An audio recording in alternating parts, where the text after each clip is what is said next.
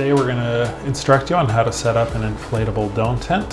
When setting up these tents, if you're going to be setting them up in a dirt area, if you have grass available, we highly recommend setting them up on the grass.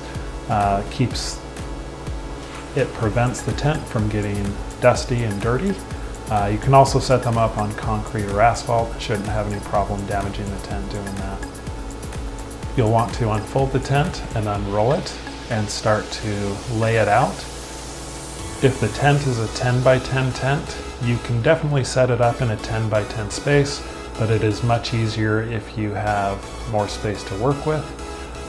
Stretch out each leg so that the bladder will be unrestricted as you start to fill the legs of the tent.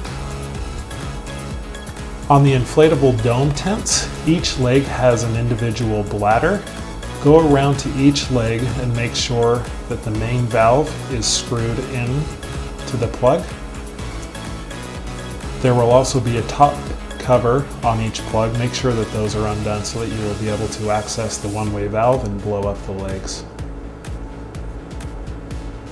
On the older model tents, there was actually a fifth bladder that is put in the center of the tent at the top. This was used for stabilizing the tent. Just check and see if there is a valve at the top. If there is not, you don't need to worry about it. If you do have one, you will want to fill this bladder first. Simply screw in the one-way valve, undo the cover at top, and inflate the bladder. If your tent does have the fifth bladder, definitely do it tight, but be careful not to overfill it. Lay the tent back out flat and begin to inflate each bladder. There is no incorrect order on filling the bladder legs. As you fill each leg, you will pump it up all the way. There is an overfill safety valve on each leg, so you cannot overinflate the bladders. Fill each leg to capacity one by one. As each bladder starts to inflate, adjust the legs, making sure that the bladder is not being pinched and that the bladder can be fully inflated. Also adjust the fabric as the leg is inflating, making sure that there is no pinching going on. As you inflate the final leg, you will want to begin to stand the tent upright. This can be easily done with two people. If you are only doing this with one person and using a manual pump, you will want to partially pump the leg up, begin to adjust the tent and stand it up, and finish inflating the tent leg. Once all of the legs are inflated, make sure you go and put the caps on the one-way valves so that no air can escape. Also, you will want to adjust the feet of the tent to make sure that everything is sitting properly. For setting up a tent back wall, lay out the wall where it will be attached.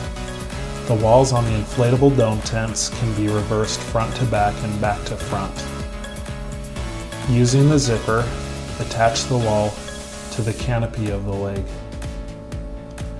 There are 2 zippers per wall. The zippers attach at the bottom of the legs and work up towards the middle.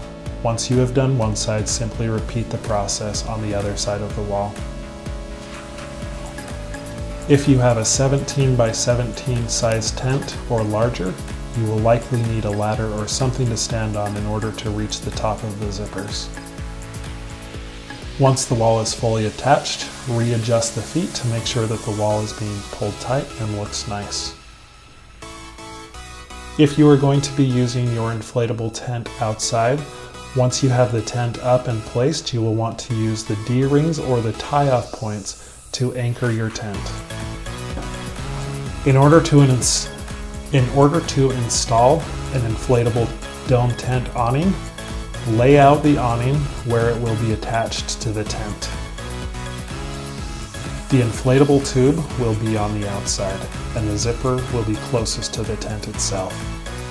Before you inflate the bladder, it is easiest to first zip the awning to the canopy cover. Similar to the back wall, there are 2 zippers on the awning. Once you have zipped up one side, simply repeat the process on the other side. Before you inflate the bladders, you will need to install the tensioning dowels.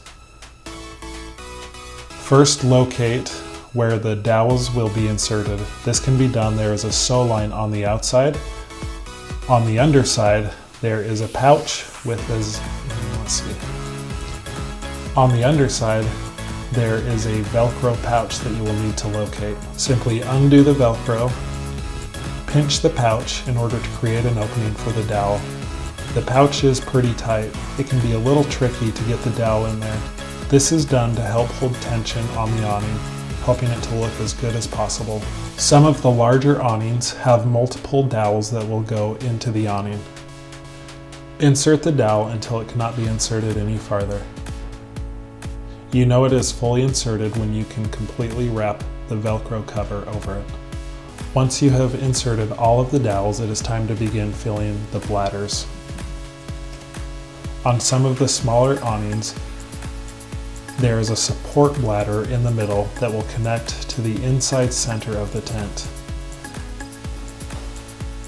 If you have the support bladder, you will want to fill that up first. Before attaching the support bladder, inflate the main bladder. The support bladder, inflate the main bladder completely. If you have a larger awning and no support bladder, you are done at this point. If you have a support bladder, you will need to attach it to the top of the tent. In order to take down the awning, simply reverse the process. Release the air out of each bladder. Remove the dowels and unzip the awning. In order to take down an inflatable dome tent, make sure that everything is removed from underneath the tent.